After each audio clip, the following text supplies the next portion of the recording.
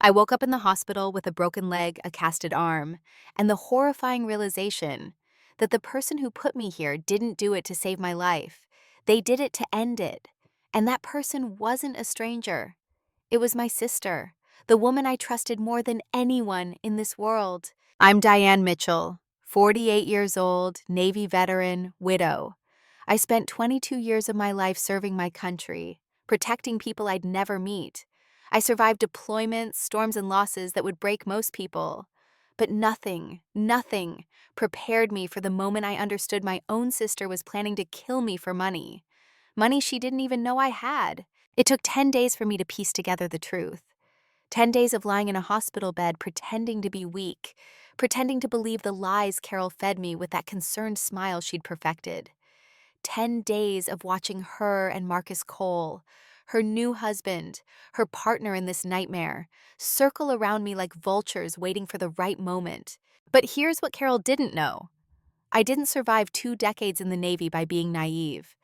I learned how to watch, how to wait, how to fight when the moment was right.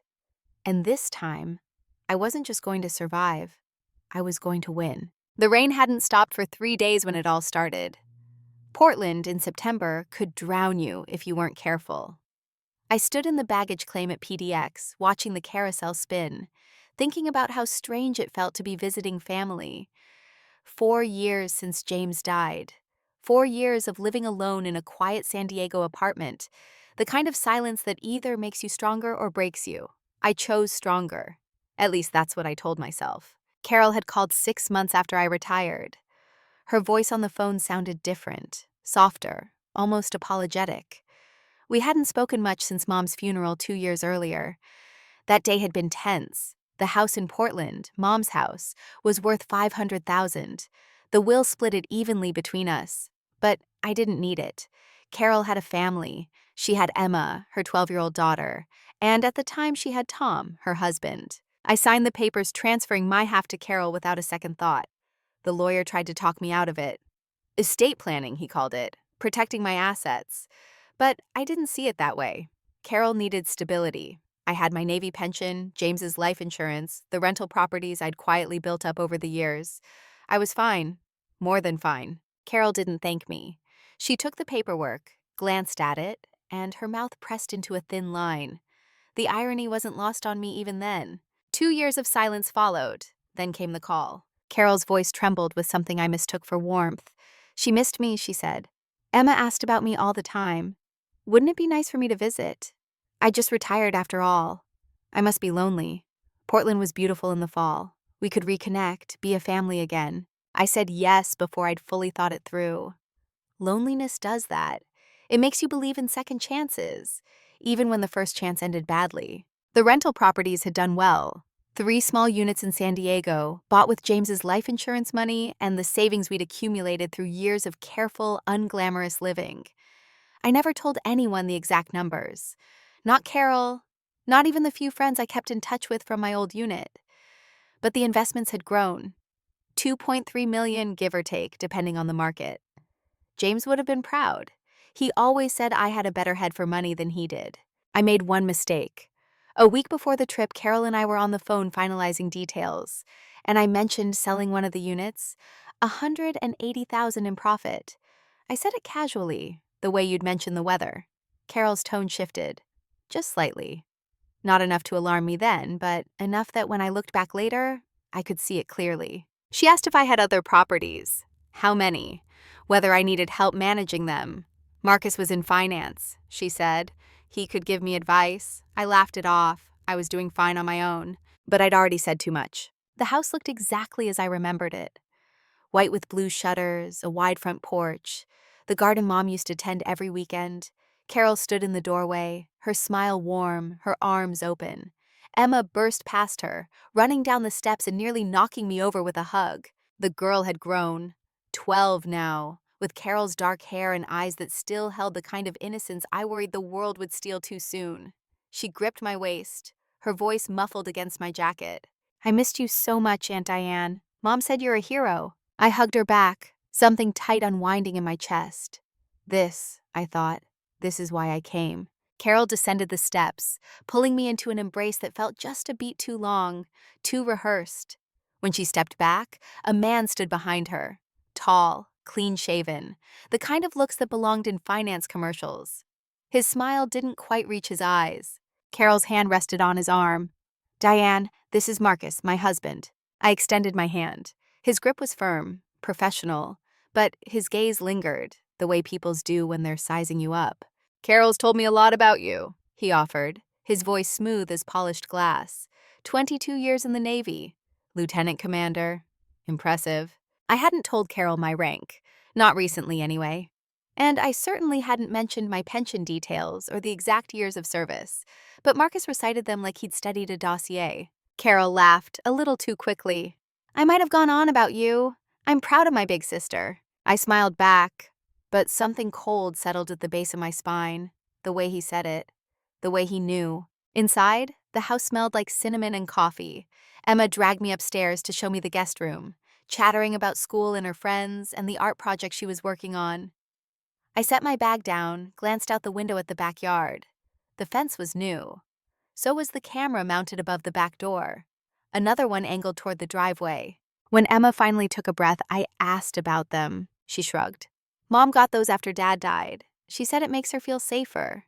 The mention of Tom hung in the air. I'd only met him a handful of times. Quiet, steady, the kind of man who worked hard and didn't ask for much. His death had been sudden. A car accident last year. Carol had called me, her voice flat and distant. I'd offered to come for the funeral, but she said she needed space. I didn't push. Now Marcus lived in Tom's house, slept in Tom's bed, raised Tom's daughter. Downstairs, Carol was setting the table. Marcus stood by the window, his phone in hand. He glanced up when I entered, pocketing the device smoothly. "Diane, we're so glad you're here. It's been too long." Carol's smile was wide, but her eyes kept flicking toward Marcus, like she needed his approval to breathe. Dinner was polite. Too polite. The kind of conversation where everyone avoids the subjects that matter. Emma did most of the talking, filling the silences with stories about her teacher and the cat that lived next door. I watched Carol and Marcus exchange glances across the table. Small, quick, the language of people who've planned something in advance. After Emma went to bed, Marcus poured wine. Carol sat close to him on the couch, her body angled toward him in a way that felt territorial. "So, Diane," Marcus began, swirling his glass, "Carol mentioned you're managing some properties. Real estate can be tricky. Ever thought about diversifying? Maybe some investment portfolios?" I sipped my wine, keeping my face neutral. "I'm comfortable with what I have." He nodded slowly, as if considering a puzzle. "Comfort's good, but growth is better. If you ever want a second opinion, I'm happy to take a look, no charge. Family." Carol reached over and squeezed my hand. "Marcus is really good at this stuff, Di. He's helped me so much since everything." I smiled, extricating my hand gently. "I appreciate it, but I've got a system that works." Something flickered across Marcus's face. Not anger, calculation. The conversation shifted, but the weight of it stayed. When I finally excused myself and headed upstairs, I caught a glimpse of them through the stairwell railing. Marcus leaned close to Carol, his voice too low to hear. But her expression, relief mixed with something sharper, told me enough. I closed the guest room door and locked it. Old habit. The kind you learn when you've lived in places where trust is a luxury. The first 2 days passed in a haze of normalcy. Carol and I cooked together, took Emma to the park, wandered through Powell's books like we used to when we were younger. She asked about my life in San Diego, whether I was lonely, if I'd thought about dating again. I deflected. The truth was too complicated, and Carol had never been good with complicated truths. Marcus worked from home, his office on the second floor. I heard him on calls, his voice rising and falling in rhythms that sounded more like negotiation than consultation. Once I passed the door and caught a fragment. "No, not yet. She's cautious. Give it time." I kept walking. On the third night, Carol suggested I stay longer, 2 weeks, maybe 3. Emma loved having me around. It would be good for all of us. I agreed. The warning bells in my head weren't loud enough yet. Or maybe I just wanted to believe in family too badly to listen. The stairs were dark. Carol said the bulb had burned out 2 days ago. She'd call an electrician in the morning. I believed her. Why wouldn't I? Dinner had been quiet. Emma finished her homework early and went to bed without protest. Marcus stayed in his office, door closed. Carol and I cleaned the kitchen together, the silence between us heavier than it should have been. When I said I was heading up to read, she barely looked up from the sink. I climbed the stairs slowly. My leg ached, old injury from a training exercise years ago, and the darkness made each step feel uncertain. Halfway up, I heard movement behind me. Footsteps. Saw deliberate. I started to turn. The shove came hard, both hands against my shoulders. I pitched forward, my arms flailing for the railing. My fingers grazed it, but momentum carried me down. My head slammed into the wall. Pain exploded white and sharp. My body twisted, and I felt my leg snap before I heard it.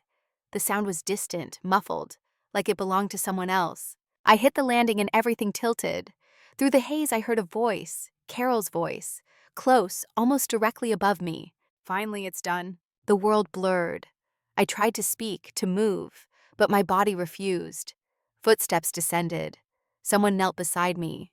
I felt hands checking my pulse, adjusting my head. Not gently, efficiently. Marcus's voice cut through the static.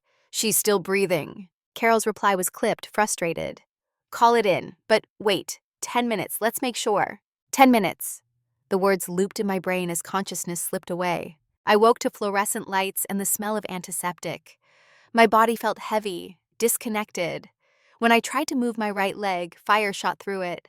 My left arm throbbed, encased in something rigid. A face appeared above me, Carol, her eyes red-rimmed, her hand gripping mine too tightly. Diane, oh my God, you're awake. You scared us so much. Marcus stood behind her, his expression appropriately concerned.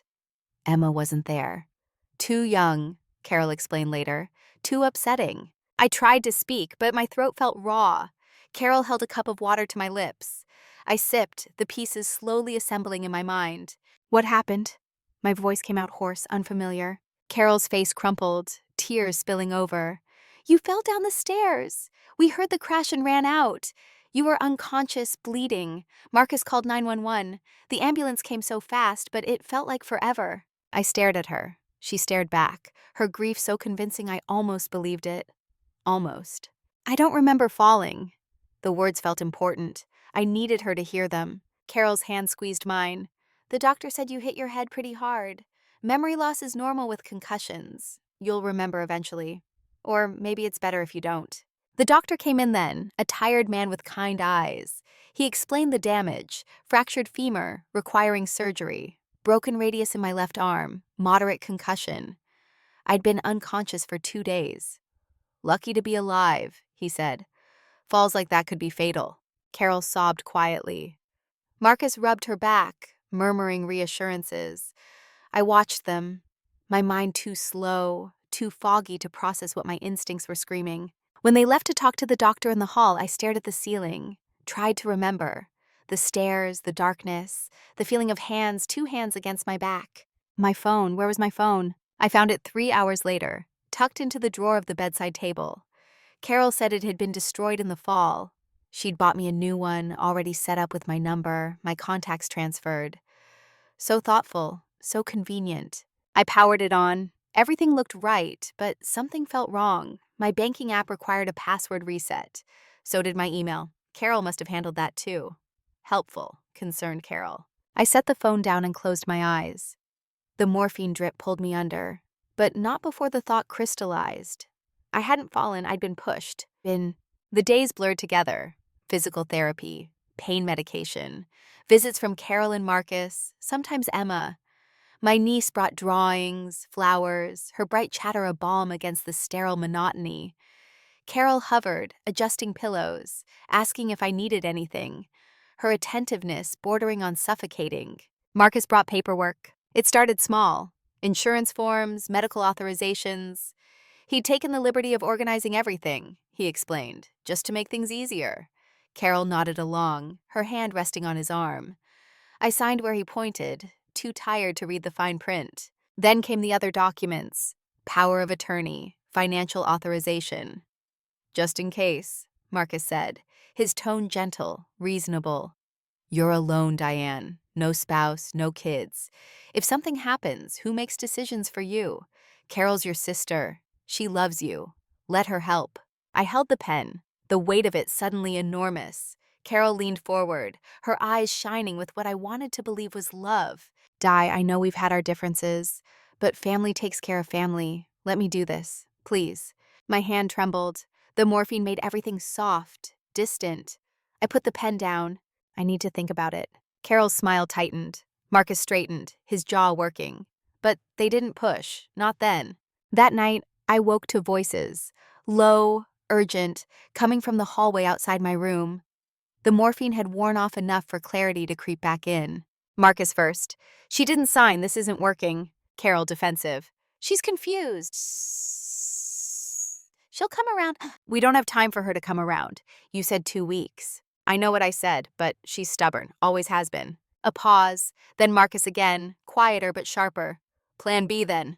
Not yet, give me a few more days. Carol, if she starts asking questions, she won't, she trusts me. Their footsteps faded. I lay there, staring at the dark ceiling, my heart pounding against my ribs. Plan B. What the hell was Plan B? I needed answers, but more than that, I needed help. The next morning, a different nurse came in. Older, maybe mid-50s, with the kind of face that had seen too much to be easily fooled. Her badge read Linda Chen. She worked efficiently, checking vitals, adjusting the IV. Her movements practiced and calm. When she finished, she paused by the door, glanced into the hallway, turned back. Her voice barely rose above a whisper. Don't trust them. I blinked, unsure I'd heard correctly. What? Linda didn't repeat herself. She crossed the room, handed me a folded slip of paper, and walked out before I could respond. I waited until the door closed, unfolded the paper with shaking hands. 3 sentences, written in uneven block letters. Check the cameras. Night of Sept 18, your sister is lying. Trust no one. I've seen this before. September 18th, the night I fell, the night I was pushed. I shoved the paper under my pillow as footsteps approached. Carol entered, carrying coffee and a smile that no longer looked like comfort. It looked like a mask. Morning, Di. How are you feeling today? I met her eyes, forcing my face into something neutral. Tired, but okay. She sat in the chair beside the bed, crossing her legs. Marcus and I were talking. Once you're discharged, maybe you should stay with us for a while. Just until you're fully recovered. You can't manage on your own right now. Every word was a trap. I could feel it closing around me. That's generous, but I can hire help. I'll be fine. Her expression flickered. Frustration, quickly masked. Don't be silly. You're family. We want to take care of you. I didn't answer. She stayed for another hour, her chatter filling the silence, her presence a weight I couldn't shake. When she finally left, I retrieved the paper and read it again. I've seen this before. I thought about my phone, the new one Carol had given me. I hadn't checked my old phone, hadn't asked where it was, if it still existed. That night, after Carol and Marcus left and the floor quieted, I pressed the call button. A different nurse responded. I asked if Linda Chen was working. Night shift, the nurse replied. She'll be in around 11. I waited, counted the minutes. At 11:30, Linda appeared. I'd left the bathroom light on so she wouldn't have to turn on the overheads. She entered, closed the door softly. You're awake. I need to know what you saw. Linda moved to the window, her back to me. When she spoke, her voice carried the weight of old grief. My mother went through this. Not exactly the same, but close enough. Her son, my brother, convinced her to sign over her house, said he'd take care of her. Within 6 months, she was in a state facility and he'd sold the property. By the time I realized what was happening, it was too late. She died 6 months later. Never forgave herself. She turned, her eyes meeting mine. I've worked in hospitals for 28 years. You learn to spot patterns. Your sister and her husband, they're not here because they love you. They're here because they want something. And the way they talk about you when you're sedated, she shook her head. I know what's coming. The cameras, I said. You mentioned cameras. Your sister has a security system. I know because I overheard Marcus on the phone talking about disabling it temporarily. He said something about September 18th, about making sure there was no record. But people forget. Systems back up to the cloud. Even when you delete locally, sometimes the data's still there. I absorbed this, my mind racing. Why are you telling me this? Because no one helped my mother. And I've lived with that guilt every day since. I won't make the same mistake twice. She reached into her pocket and pulled out a USB drive. This is a copy of the footage from that night. I have a friend in hospital security who owed me a favor. I don't know what's on it. I haven't watched it. But you deserve to know the truth. I took it, the small device almost weightless in my palm. Linda moved toward the door, then hesitated. One more thing. Your sister asked the pharmacy to increase your pain medication, said you were in agony, but your chart doesn't support that. The dose she requested would keep you sedated most of the day. You didn't approve it. No, but someone might. Be careful, Diane. And if you need help, real help, you know how to reach me. She left. I clutched the USB drive, my mind spinning through the implications. Carol had tried to kill me. The fall wasn't an accident. And now she and Marcus were working to keep me weak, confused, dependent, the power of attorney, the financial authorizations. If I signed, they'd control everything. My bank accounts, my properties. The money Carol didn't even know existed. Except she did know. That phone call, the casual mention of the rental sale. I'd handed her the key to my entire financial life. And if I died before changing my will, which I hadn't updated since James passed, everything would go to her. My only living relative. I pulled out my phone. Not the new one Carol had given me. The old one I'd kept hidden in my bag. The one she thought was destroyed. I'd charged it in secret, using the outlet behind the bed where the nurses plugged in equipment. I scrolled through my contacts, found the name I needed. Jake Moreno, former Navy, now a private investigator. We'd served together on the USS Nimitz, back when the world seemed simpler. I texted him, "Need a favor, urgent. Can you call?" His response came within minutes. "Give me 10.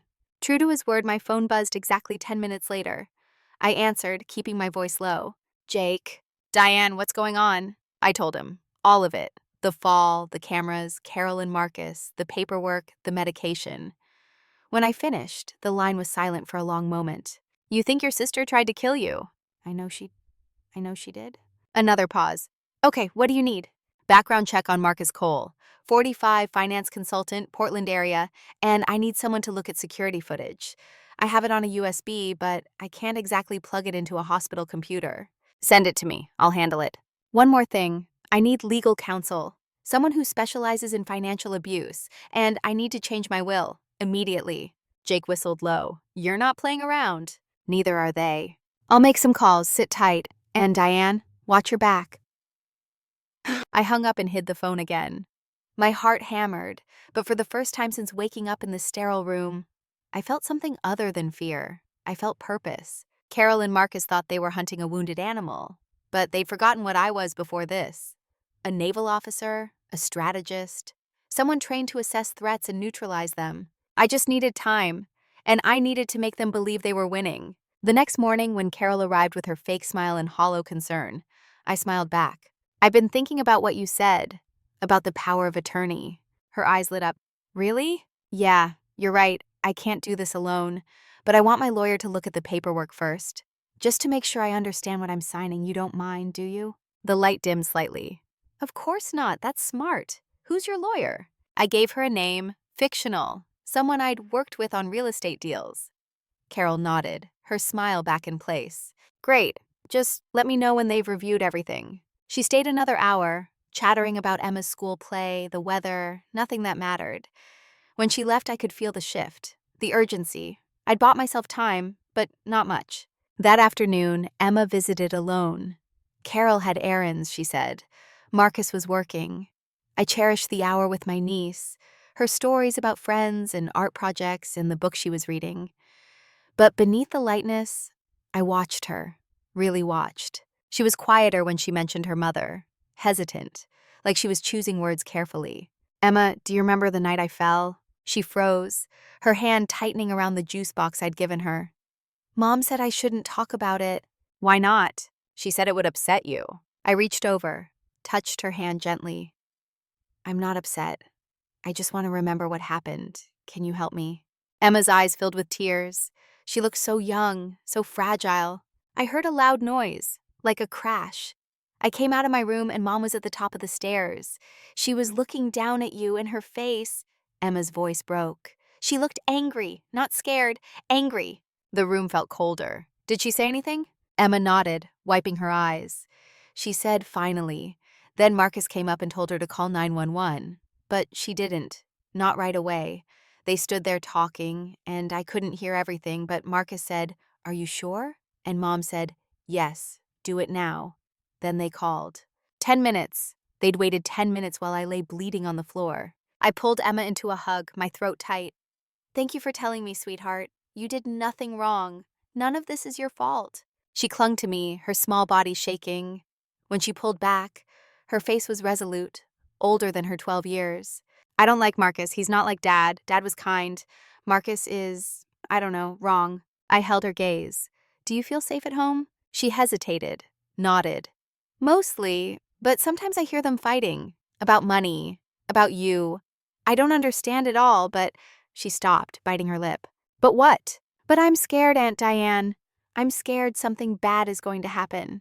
I wanted to promise her it wouldn't. I wanted to lie and say everything would be fine. But Emma deserved better than lies. "I'm going to fix this, I promise. But I need you to be brave a little longer. Can you do that?" She nodded, and I saw something in her eyes that broke my heart. Relief. She'd been carrying this weight alone. After Emma left, I sat in the dim light, anger crystallizing into resolve. Carol had tried to kill me. She was using her own daughter as collateral in whatever sick plan she and Marcus had devised. And they were counting on me being too weak, too confused, too trusting to fight back. They were wrong. My phone buzzed. "Jake." I answered immediately. "Tell me." His voice was grim. "Marcus Cole has a history. 2 ex-wives. Both lost significant assets in the divorces. One filed a lawsuit claiming financial coercion. It was dismissed due to lack of evidence, but the details are damning. He'd convinced her to sign over power of attorney, then systematically drained her accounts. By the time she realized, he'd moved the money offshore." My stomach turned. "And the second wife?" "Dead, car accident, 3 years ago. Brake failure. Investigation found evidence of tampering, but they couldn't prove Marcus was involved. He collected $200,000 in life insurance." Jesus. "There's more. Marcus was investigated in Seattle 5 years ago for fraud. The case never went to trial, but his business partner at the time, a guy named Michael Brennan, was convicted. Brennan's out now, and according to some digging I did, he's been in Portland recently." "Brennan, why does that name sound familiar?" "Because he was in the hospital the night you were admitted, signed in as a visitor." My blood ran cold. Carol and Marcus had help. "Looks that way. I'm sending you everything I found. But Diane, this is serious. If they're willing to stage an accident once, they'll do it again." "I know, that's why I need to move fast." "Did you find a lawyer?" "Margaret Hayes. She's been practicing for 30 years, specializes in elder abuse and financial coercion. I told her your situation. She's willing to come to the hospital tonight, 11 p.m. after visiting hours. Can you stay awake?" "I'll stay awake." "Good. And Diane, I watched the security footage. You're going to want to see it before you meet with her. It's—" He paused. "It's bad." I hung up and checked my email. The file was there, grainy timestamp in the corner. I pressed play. The angle showed the top of the staircase. Carol stood at the edge, arms crossed, waiting. I watched myself climb into frame, my movements slow, cautious in the darkness. I reached the top step. Carol's arm shot out. Two-handed shove, brutal and efficient. I tumbled backward, my body twisting, head slamming into the wall. The sound was sickening even through the small speaker. I landed in a heap at the bottom. Carol descended slowly, stood over me. Her mouth moved. I turned up the volume, straining to hear. "Finally, it's done. Everything will be mine now." She knelt, checked my pulse. Not gently, clinically. Then Marcus appeared, his face coming into view. They spoke in low voices. I caught fragments. "Still breathing. Call it, but wait. Make sure she's weak enough." They stood there. 60 seconds. 2 minutes. "Sai." Finally, Carol pulled out her phone. But even then, her voice on the call was calm, measured, the perfect concerned sister. The video ended. I sat in the darkened room, nausea rolling through me. My own sister. My blood. I wanted to scream, to cry, to put my fist through something. But I didn't have that luxury. Not yet. Instead, I pulled out a notebook and started making lists. Evidence, witnesses, strategies. I'd spent 2 decades in the Navy learning how to plan operations under pressure. This was no different. Objective: neutralize the threat, protect the asset. Emma: ensure justice. By the time Margaret Hayes arrived at 11, I had a plan. Margaret Hayes arrived at 11:13, carrying a leather briefcase that looked older than I was. She moved with the careful efficiency of someone who'd spent decades navigating hospital corridors after hours. Linda Chen let her in, then vanished down the hallway like smoke. Margaret settled into the chair beside my bed, her silver hair pulled back in a neat bun, her eyes sharp behind wire-rimmed glasses. She didn't waste time with pleasantries. Jake Moreno sent me your file. I've reviewed the security footage, the background on Marcus Cole, and the timeline of events leading to your hospitalization. Before we proceed, I need to ask you one question, and I need you to answer honestly. I nodded. Do you believe your sister is capable of killing you? The words hung in this dim light. I thought about the video, Carol's face as she stood over my broken body, the coldness in her voice. Finally, it's done. Yes. Margaret opened her briefcase and pulled out a stack of documents.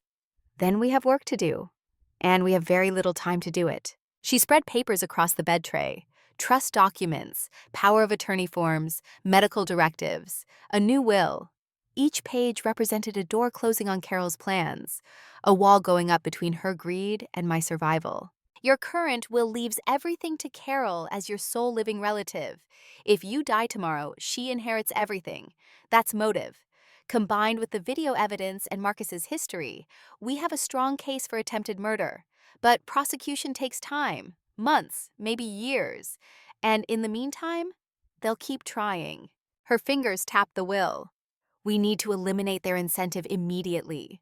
This trust structure puts Emma as the beneficiary, with an independent trustee managing the assets until she turns 25.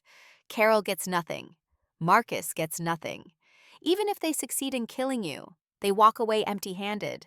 I studied the documents, my mind still foggy from pain medication, but sharp enough to grasp the strategy.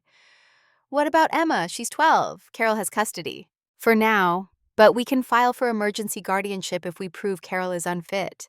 And given what we know about Tom's death, about Marcus's involvement, Child Protective Services will take that seriously. Emma becomes a ward of the court temporarily, with you designated as the guardian once you're physically able. And if Carol contests it? Margaret's smile was thin and sharp. Let her. A contested guardianship means a full investigation. They'll dig into Tom's accident, Marcus's background, the circumstances of your fall. Carol doesn't want that scrutiny. Neither does Marcus. She produced a notary stamp from her briefcase. I brought a notary. She's waiting in the cafeteria. We can execute these documents tonight. But Diane, once we do this, there's no going back. Carol will know you're fighting. And cornered predators are the most dangerous. I picked up the pen. My hand shook, whether from injury or exhaustion or the sheer weight of what I was about to do. Severing the last tie to my only living relative. Declaring war on my own sister. But Emma's face floated in my mind. Her tears when she told me about that night. Her fear. Her mother had already destroyed one life, Tom's. I wouldn't let her destroy Emma's too. Get the notary. We worked quickly. Margaret walked me through each document, explaining clauses and contingencies in low, precise tones.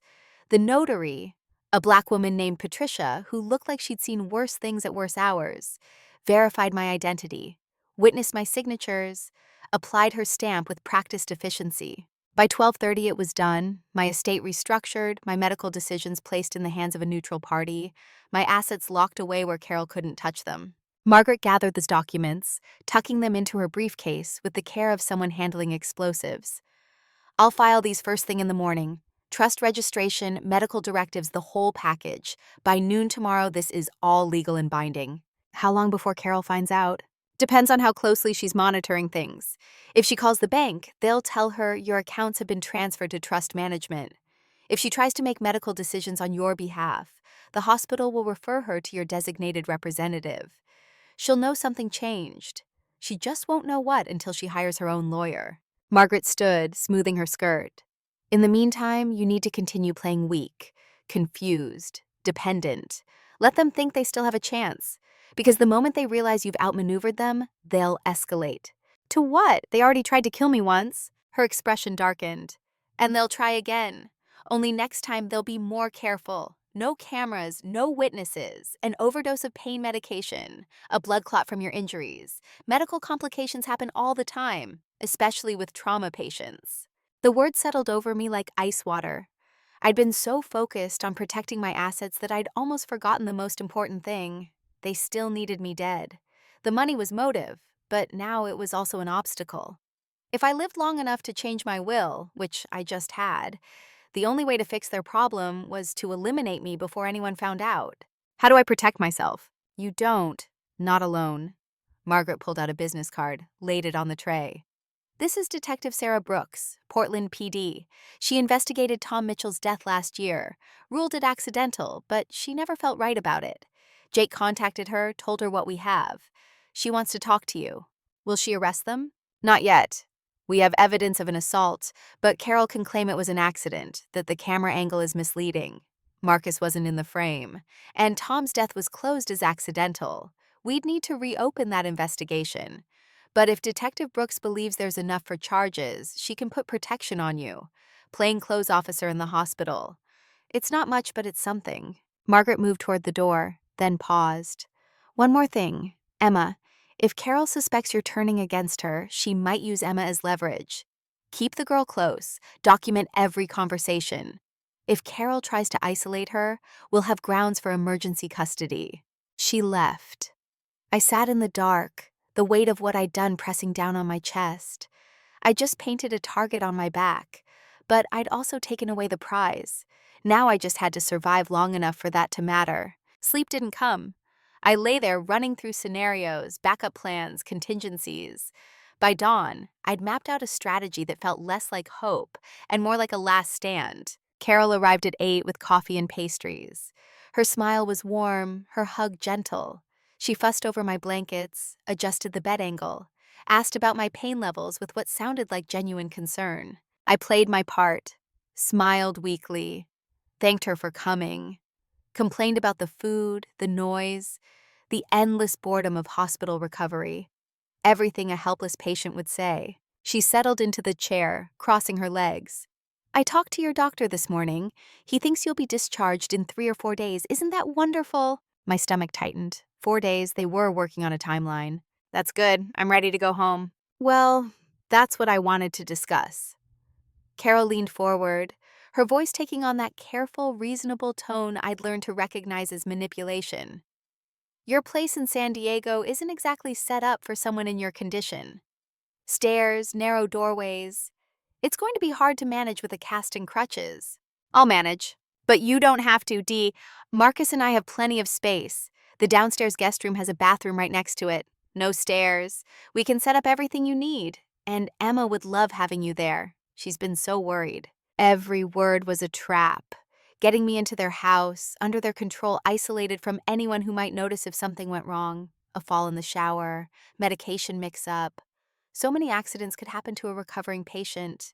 I appreciate that, Carol, really, but I think I'd be more comfortable in my own space. I can hire a nurse if I need help. Her smile tightened fractionally. A stranger? Taking care of you in your most vulnerable time? I don't know, Di. That seems risky. I've lived alone for 4 years. I'm used to taking care of myself. That was before someone tried to kill you by pushing you down the stairs. The words came out sharper than she'd intended. She caught herself, softened. I mean, before you fell, you hit your head. You could have died. I just think you need family right now. The irony was staggering. The person who'd pushed me was now lecturing me about safety. I bit back the response I wanted to give and forced myself to stay in character. Let me think about it. I'm still pretty foggy from the meds. Of course. No pressure, just know the offer's open. She stood, smoothed her skirt. Marcus wanted to stop by later with some papers. Just the medical authorizations from before. The doctor said it would be helpful to have someone designated to make decisions if you're too sedated to do it yourself. I'll look at them. After she left, I grabbed my hidden phone and called Jake. Carol just tried to get me to move in with them after discharge, and Marcus is bringing more paperwork. Jake's voice was tight. They're accelerating. Margaret filed the trust documents this morning. If Carol's smart, she'll check with your bank today. Once she realizes the money's gone, she'll panic. How much time do I have? Maybe 24 hours, 48 if we're lucky. Detective Brooks is coming to see you this afternoon. She'll want to go through everything on record. If she thinks there's enough, she can move on an arrest. And if there's not, then you're on your own until they make another mistake. The call ended. I closed my eyes, fighting the exhaustion that came in waves. 4 days until discharge. Less than 2 days before Carol discovered what I'd done. The clock was running, and I was stuck in a hospital bed with a broken leg and a target on my back. Linda Chen came in during the afternoon shift change. She moved efficiently through her nursing routine, but when she checked my IV, she spoke quietly. There was a request in your chart this morning. Someone tried to add a new medication to your regimen. Lorazepam, high dose. My blood went cold. Lorazepam was a sedative. In high doses, especially combined with pain medication, it could suppress breathing, cause respiratory failure. And in a patient with head trauma and broken bones, it might look like a tragic complication. Who requested it? The order came through your sister. She told the on-call doctor you were having anxiety attacks. He approved it without checking with your primary care physician. Did you give it to me? No. I flagged it as a potential drug interaction and had it removed from your chart.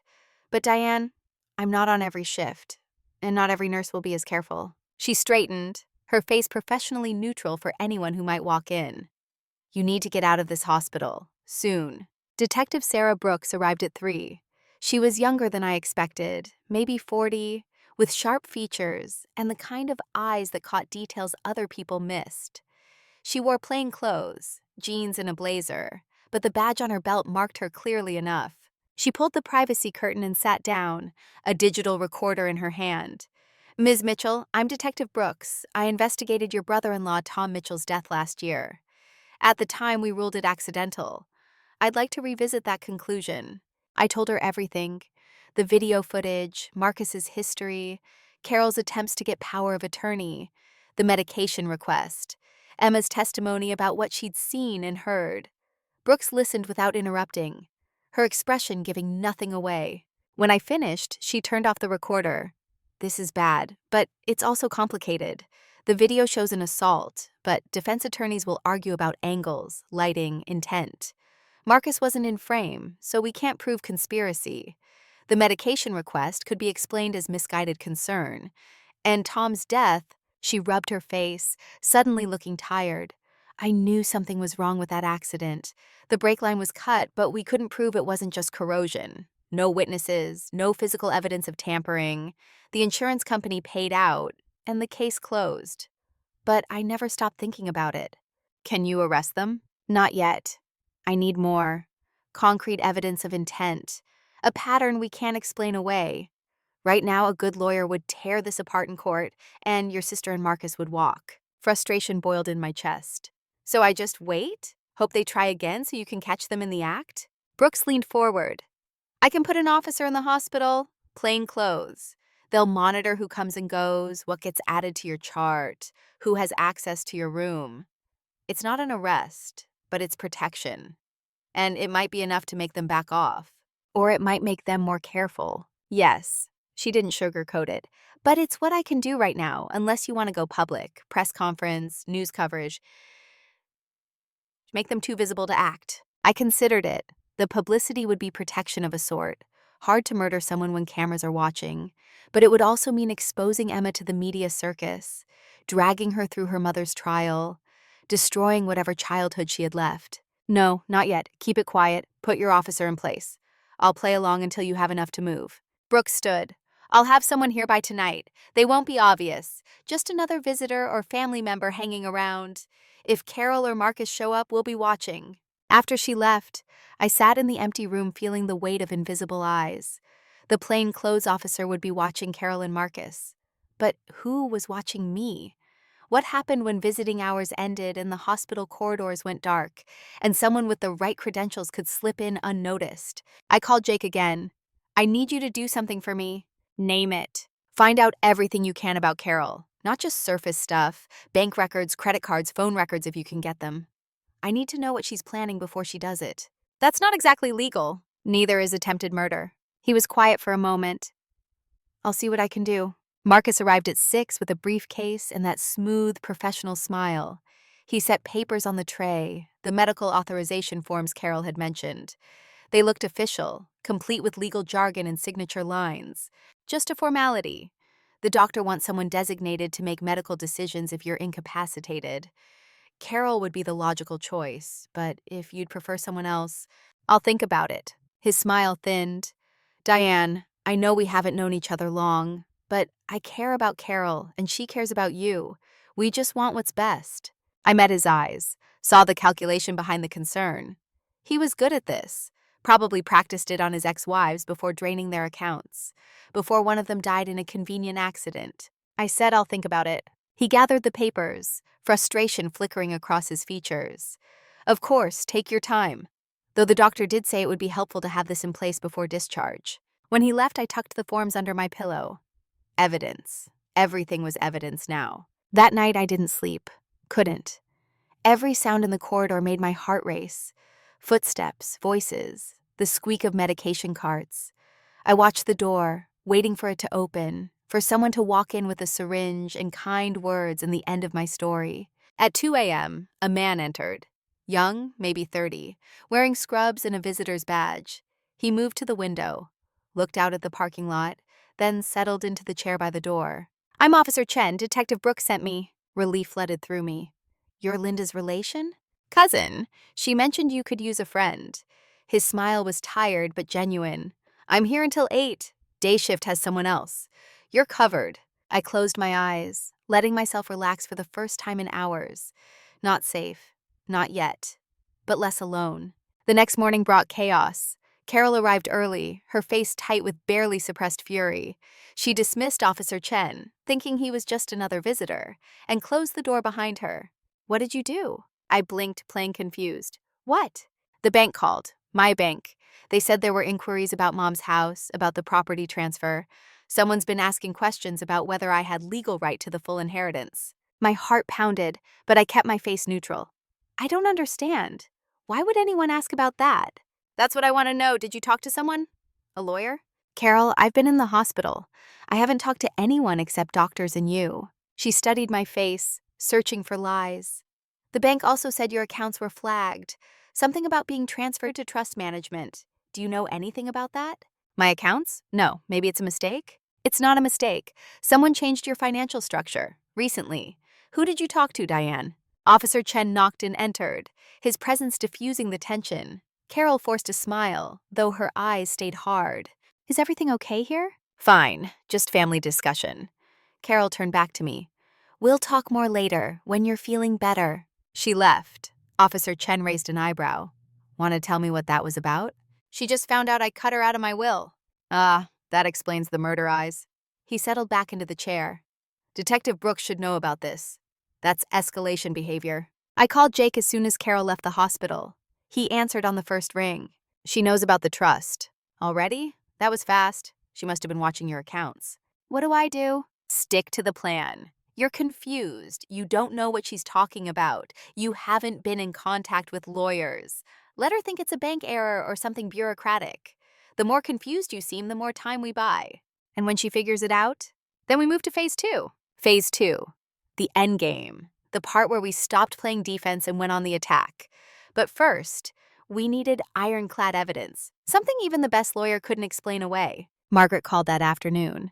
Carol hired an attorney, Gerald Moss, out of downtown Portland. He specializes in estate litigation. She's going to contest the trust. Can she? She can try. But the trust is legally sound.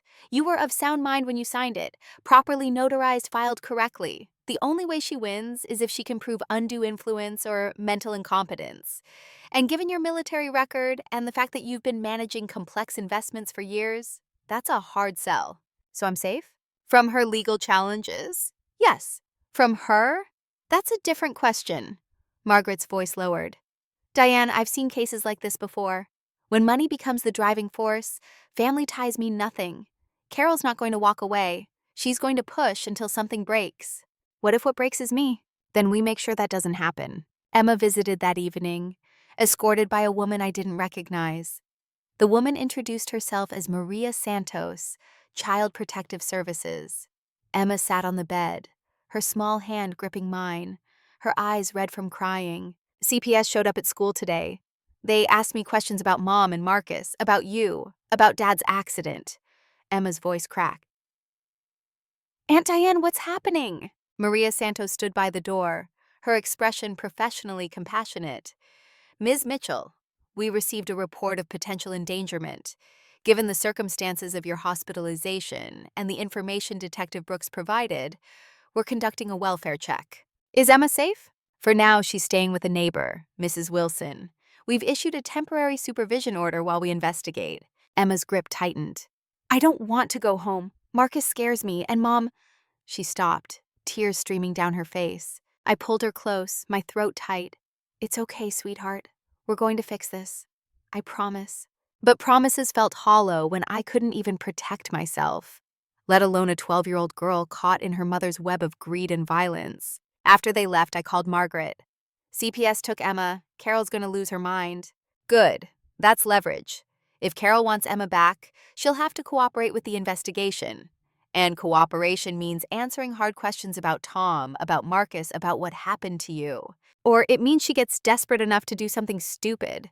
That's what Detective Brooks is counting on. Desperate people make mistakes. The next morning, discharge papers appeared on my tray. I was being released. 4 days, just like the doctor predicted. Except now I didn't have a safe place to go. Carol's house was a trap.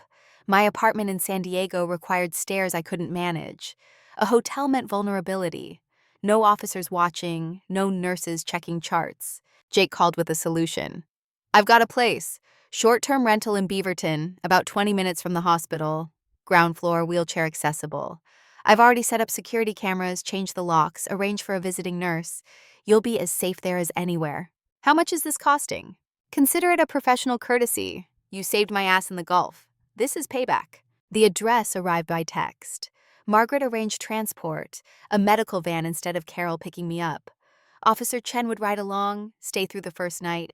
Detective Brooks would have patrol cars doing regular drive-bys. It wasn't foolproof, but it was better than the alternative. Carol appeared just as I was being wheeled out. Her face was a mask of hurt and confusion, though her eyes told a different story. Di, what's going on? You're leaving? I thought you were coming to stay with us. I need my own space, Carol, I'm sorry. Where are you going? At least let me know so I can visit. I'll call you once I'm settled. Her hand gripped my shoulder, fingers digging in just slightly too hard. This isn't you. Someone's gotten to you, turned you against your own family. Is it a lawyer? Did someone convince you I'm trying to hurt you? I met her eyes, saw the desperation there. She knew she was losing control, losing me, losing the money. And a cornered animal was always the most dangerous. Nobody's gotten to me, I just need time. Time for what? To cut me out of your life? To take Emma away from me? Her voice rose. She's my daughter, Diane. Mine, you have no right. Officer Chen stepped between us. Ma'am, we need to finish the discharge process. You're welcome to continue this conversation later. Carol's face flushed. She stepped back, composing herself with visible effort. Of course, I'm sorry. I'm just worried about my sister. As the van pulled away, I watched her through the rear window. She stood in the hospital entrance, phone to her ear, her free hand gesturing sharply, making calls, planning, adjusting her strategy now that the game board had shifted. The rental was exactly as Jake described. Small, clean, functional, 1-bedroom, bathroom with grab bars and a shower chair, kitchen with counters low enough to reach from a wheelchair. Security cameras covered the entrances, motion sensors on the windows. Officer Chen did a sweep, checked the locks, showed me the panic button Jake had installed by the bed. Press this, it goes directly to dispatch. Response time is under 5 minutes. What happens in those 5 minutes? You stay alive, that's all you have to do. He left at midnight, replaced by another officer. The rotation would continue for 48 hours, Brooks had promised. After that, budget constraints kicked in and I'd be on my own. 2 days to gather enough evidence for an arrest. 2 days for Carol to make her move. I didn't have to wait long. At 3 a.m., the motion sensors tripped. Someone was in the backyard. The cameras showed a figure in dark clothing, moving carefully along the fence line. Not Carol, too tall. Marcus, maybe. Or this Michael Brennan that Jake had mentioned. I hit the panic button, grabbed my phone, rolled the wheelchair to the bathroom. Interior room, no windows, solid door. My heart hammered as I locked myself in and waited. Sirens in the distance, growing closer. Footsteps outside the bathroom door, testing the handle. Then running footsteps, a crash, and sudden silence. Officer Chen's voice through the door. Ms. Mitchell, it's clear. You can come out. I opened the door. Two officers stood in the living room, along with Detective Brooks. The back door was open. The lock jimmied. On the kitchen counter sat a small pharmacy bottle. Brooks held it up with gloved hands. Fentanyl, enough to kill you 3 times over. Someone was planning to make this look like an overdose. Recovering patient, pain medication, tragic accident. Did you catch them? No. They ran when they heard the sirens. But we've got them on camera. She pulled up footage on her phone. A man in a black hoodie, face partially visible. Recognize him? I studied the image. Not Marcus. Someone older, heavier. Is that Michael Brennan? I think so. Jake's running facial recognition now. If it's him, we can connect him to Marcus. And if we can prove Marcus hired him, then you have conspiracy to commit murder. Exactly. Brooks pocketed her phone. This changes things. Attempted murder with physical evidence. I can get warrants now. For Carol's house, for Marcus's financial records, for phone logs. We're going to tear their lives apart until we find the connection. The house suddenly felt less like a sanctuary and more like a fishbowl. Windows that could be broken. Doors that could be breached. Cameras that only recorded, they didn't prevent. I can't stay here. No, you can't. Brooks made a call, spoke quietly, hung up. I'm moving you to a safe house, official police protection. It'll take a few hours to arrange, but by morning, you'll be somewhere Carol and Marcus can't find you. What about Emma? She's with CPS. She's safe. In fact, Brooks checked her watch. She's being interviewed this morning. Child forensic specialist recorded testimony.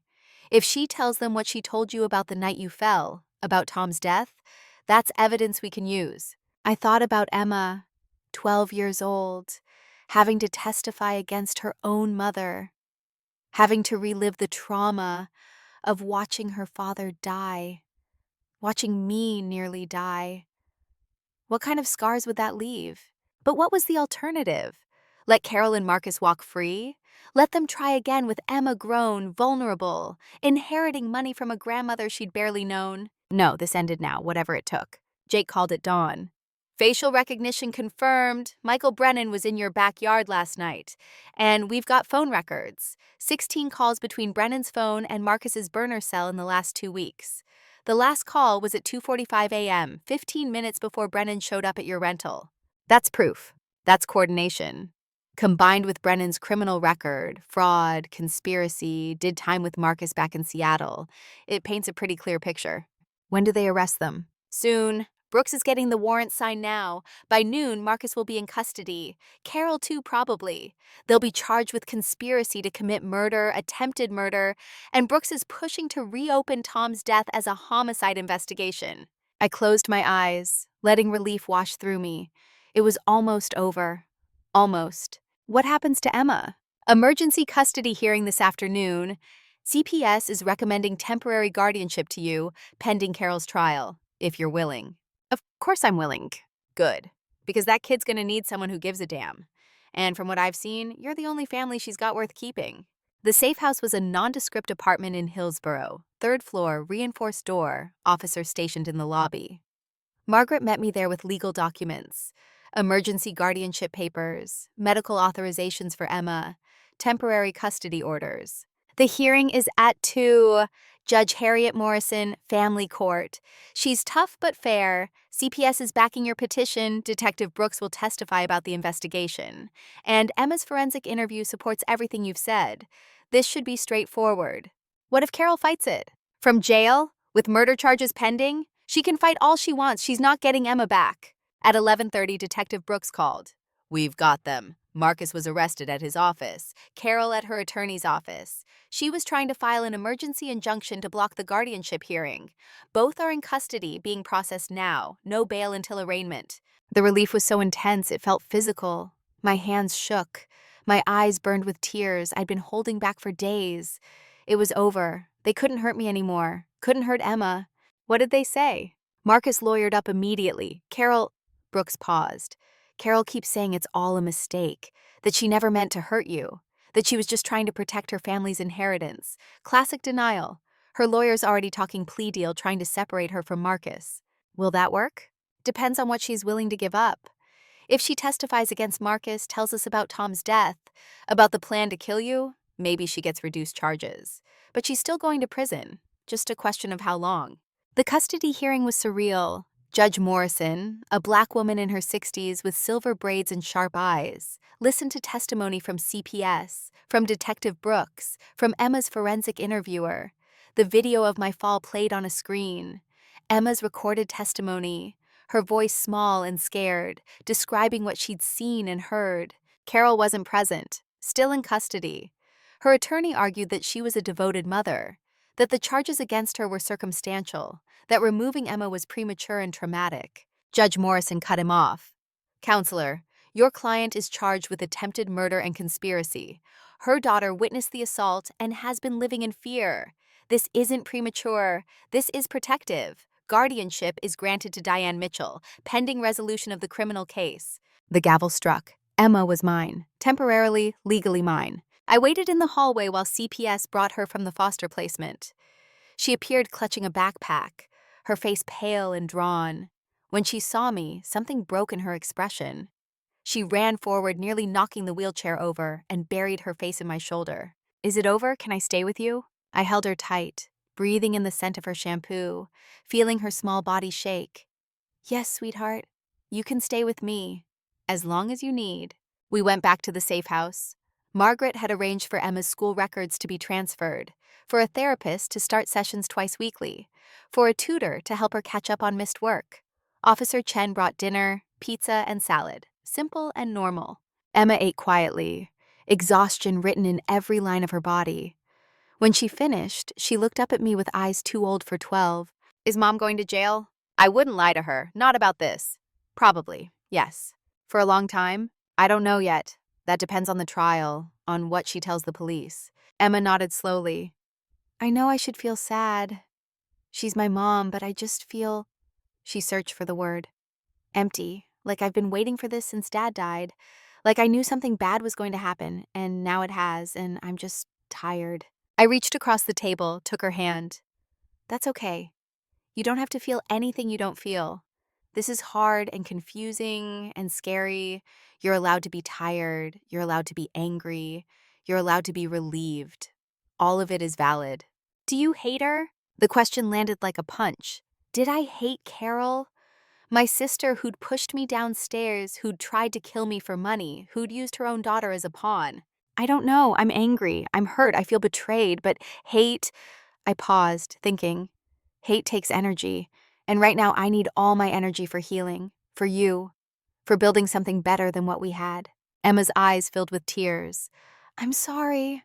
I'm sorry she did this to you. I'm sorry I didn't stop her. You have nothing to apologize for, nothing. This isn't your fault, not any of it. I pulled her close, feeling her body shake with sobs she'd probably been holding in for days. We sat there in the small apartment kitchen, two survivors of the same storm, and let ourselves grieve for what we'd lost and what we'd never really had. Later, after Emma fell asleep in the spare room, I sat by the window watching the city lights. My phone buzzed with messages. Jake sending updates on the investigation. Margaret with legal filings. Brooks with news about the arraignment scheduled for tomorrow. Everything was moving forward. Justice grinding slowly but inevitably toward conclusion. Carol and Marcus would face trial, prison, the consequences of their choices. And me? I'd survived. Not just physically, though that was its own victory, but I'd survived the worst betrayal imaginable and come through it with my mind intact, my assets protected, and a 12-year-old girl who needed me more than anyone ever had. The money that Carol had wanted so badly sat safely in trust, untouchable, earning interest. Waiting for Emma to turn 25 and inherit the security her parents had tried to steal. Carol had tried to take everything, my money, my life, my sense of safety. She'd failed. And in failing, she'd given me something more valuable than anything she'd tried to steal. She'd given me the clarity to know exactly what mattered, and the determination to protect it. Not just for myself, but for every woman who came after, every person who trusted someone who betrayed them, every survivor who wondered if they'd ever feel whole again. The next morning brought news. Marcus's lawyer had contacted the DA. He wanted to make a deal, full cooperation, testimony against Carol, in exchange for reduced charges. What does that mean? I asked Margaret over the phone. It means Marcus is going to throw Carol under the bus. He'll say the whole thing was her idea, that he went along with it because he loved her, but he never actually intended to hurt anyone. That she was obsessed with your money, manipulated him, used him. Is that true? Does it matter? If he testifies, if he gives us details about Tom's death, about the plan for yours, Carol's looking at 25 to life. Marcus might get 10, maybe 15 with good behavior. And you think that's justice? Margaret was quiet for a moment. I think it's reality. We live in a world where cooperation gets rewarded and loyalty gets punished. Marcus is smart enough to know which side of that equation to be on. Carol's arraignment was set for 2 p.m. I wasn't required to attend, but Detective Brooks suggested it might be useful. Let her see you. Remind her what she tried to destroy. Sometimes that's what breaks people. Not the evidence, not the prison time. Just seeing the person they failed to kill walking free. So I went. Jake drove me, helped navigate the wheelchair through courthouse security. We sat in the back of the courtroom, me in my cast and bandages, a physical reminder of everything that had happened. Carol was led in wearing an orange jumpsuit, her hair flat, her face bare of makeup. She looked smaller somehow, diminished. When her eyes found mine, something flickered across her features. Shame, anger. I couldn't tell which. The charges were read: conspiracy to commit murder, attempted murder, fraud, embezzlement, a litany of crimes that added up to decades in prison. Her lawyer entered a plea of not guilty. The judge set bail at $1 million, which Carol couldn't possibly make, and remanded her to county jail pending trial. As they led her out, Carol twisted in the guard's grip. Her eyes locked on mine. Her mouth formed words I couldn't hear but could read clearly enough. I'm sorry. Too late. The words were years too late. For Tom, for Emma, for the sister I thought I had but never really existed. Outside the courthouse, reporters shouted questions. News vans lined the street. The story had broken. Sisters, attempted murder, stolen inheritance. It was the kind of tragedy that sold newspapers and filled social media feeds. Jake hustled me past them, got me into the car. As we pulled away, my phone rang. Unknown number. I answered anyway. Diane! Carol's voice, thin and desperate, calling from the jail. Please, you have to know I never meant— Don't. Emma, please don't turn her against me. She's all I have. You should have thought of that before you tried to murder me. It wasn't supposed to happen like this. Marcus said what? That killing me would be easy? That no one would notice? That the money was worth more than my life? Silence on the line. Then quietly. I was jealous. Of you. Always. Mom loved you more. You were stronger, smarter, braver. I was just nothing, the leftover. And when I saw how much you had, how comfortable you were, I thought, you thought you deserved it more. I thought it should have been mine. That's all. Just fairness. For once in my life, something that was mine. The line went dead. I sat there holding the phone, rage and grief warring in my chest. Carol had tried to kill me not out of pure evil, but out of lifelong resentment.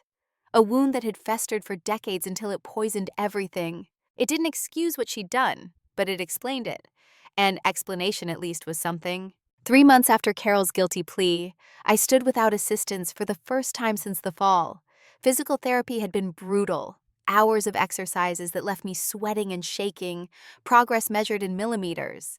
But on a Tuesday morning in June, I let go of the parallel bars and took 3 steps on my own. Emma watched from the doorway, her backpack slung over one shoulder.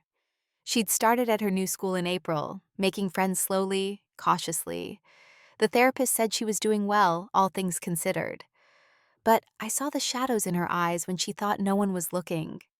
Trauma doesn't heal on anyone else's timeline. You did it! Her voice carried genuine excitement, the first unguarded emotion I'd heard from her in weeks. I grabbed the bars again, breathing hard. 3 steps, next week, maybe 5. By next month, you'll be running marathons. Let's start with walking to the mailbox. She laughed, and the sound filled something hollow in my chest. We were building this slowly, a life constructed from fragments. Some days felt impossible. Others, like this one, felt almost normal. The physical therapist, A young woman named Rachel, who'd worked with veterans before, nodded approvingly. That's real progress, Diane. Your leg is healing better than we expected. The fact that you can bear full weight now, that's huge. Feels huge, I said, lowering myself back into the wheelchair. My muscles trembled from the effort of those 3 steps. How long until I can ditch this thing entirely? Another month, maybe 6 weeks, but you're past the worst of it. Rachel made notes on her clipboard. The bone's knitting well. The real challenge now is building back the muscle strength you lost during bed rest. That takes time and patience. Patience. I'd had plenty of practice with that lately. The apartment had become ours. Emma's artwork covered the refrigerator, her books stacked on the coffee table. We'd established routines: breakfast together before school, homework at the kitchen table, movie nights on Fridays. Small rituals that created the scaffolding of family. But underneath the normalcy ran currents of unresolved pain. Emma still had nightmares. I still checked the locks 3 times before bed. We were both waiting for the other shoe to drop, even though the danger had passed. Jake stopped by that afternoon with updates on the criminal investigation. He'd become a regular presence, checking in weekly, bringing groceries when we needed them, being the family we'd both lost. Marcus's trial starts next month.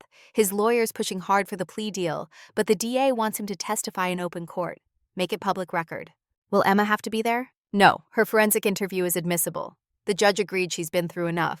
I poured coffee, my hands steadier than they'd been a month ago. What about Michael Brennan? Took his plea, 10 years for conspiracy and attempted murder. He gave up everything. How Marcus recruited him, the planning, the fentanyl purchase, it's all documented now. And Carol? Jake's expression darkened. Sentencing hearing is in 2 weeks, June 28th. You'll probably want to be there. Victim impact statement. The thought of facing Carol again made my stomach clench. But Emma needed to see this through, needed to know her mother faced consequences, needed to understand that actions, even from family, carried weight. We'll be there. After Jake left, I found Emma in her room, homework spread across the bed. She looked up, chewing her pencil. I heard you talking about the sentencing. Do I have to go? No, but you can if you want to. She considered this, her face serious beyond her years. Will I have to talk to her? Not if you don't want to. There's no requirement. This is about what you need, not what anyone else expects. I don't know what I need. Her voice cracked slightly. Sometimes I miss her. Is that wrong? After everything she did? I sat on the bed, careful with my healing leg. It's not wrong. She's still your mother. You can miss the person you thought she was and still be angry at the person she actually is. Both things can be true. Did you ever miss her after you found out? The question caught me off guard. Did I miss Carol, the sister I'd grown up with, who'd helped me learn to ride a bike, who'd held my hand at Mom's funeral even though we were already fracturing? That person felt like fiction now, a character I'd invented to make sense of a relationship that had never really existed. I miss the idea of having a sister. But the real Carol, the one who tried to kill me, I don't think I ever actually knew her. Emma nodded slowly. Yeah, that's how I feel about Mom. Like the real her was always there, hiding, and I just didn't see it. We sat in silence, 2 people trying to reconcile the family we'd wanted with the family we'd had. Outside, the June sun painted long shadows across the parking lot. Life continuing whether we were ready or not. Margaret called the next morning with news about the civil case. Carol's attorney had filed a motion to contest the trust structure, claiming I'd coerced Carol into signing away Emma's inheritance rights when I transferred the house. It's a desperate move. They're trying to establish grounds for financial restitution, make you look like the aggressor. It won't work. Your trust was created after Carol tried to kill you, and you have no obligation to leave her anything. But it shows they're still fighting. Let them fight! The money's locked down! There's something else. Carol wants to see Emma. She's filed for visitation rights. My hand tightened on the phone. Absolutely not. I agree, but legally, she's still Emma's mother until parental rights are terminated. And that's a separate process that can take months.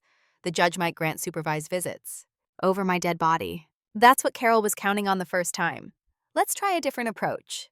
Margaret's voice turned tactical. We file for emergency termination of parental rights based on the criminal conviction. Child endangerment, using Emma as an accessory to financial crimes, psychological abuse, build a case so strong the judge has no choice. How long will that take? 6 months, maybe a year. But in the meantime, you maintain full custody and any visitation requests get denied pending the hearing. Do it. The physical therapy sessions intensified. By mid-June, I could walk 20 feet unassisted. By the end of the month, I'd graduated to a cane. The doctors were impressed with my progress. Navy training, I told them. You learn not to quit. But the physical recovery was easier than the mental one. I still woke at night to phantom sounds. Footsteps in the hallway, the creak of the back door. Still checked my food for tampering, still felt my pulse spike when someone walked too close behind me. Trauma, the therapist explained, lived in the body. It didn't matter that Carol was in jail, that Marcus would follow soon. My nervous system remembered the attack, the helplessness, the moment of understanding that my own sister wanted me dead. That kind of betrayal rewired you at a cellular level. Give it time, the therapist advised, and be patient with yourself. You survived something most people can't imagine. But I didn't want to just survive. I wanted to reclaim what had been taken. Not the innocence. That was gone forever. But the sense of agency. The belief that I controlled my own story. Emma's school called in early June. She'd been in a fight. Not physical, but heated enough that the principal wanted a conference. I arrived to find Emma sitting outside the office, arms crossed, face defiant. What happened? Megan Peterson said my mom was a murderer, called me a killer's daughter. I told her to shut up. She didn't. So I told her my mom tried to kill my aunt for money and succeeded in killing my dad. And at least I wasn't in denial about my family being screwed up.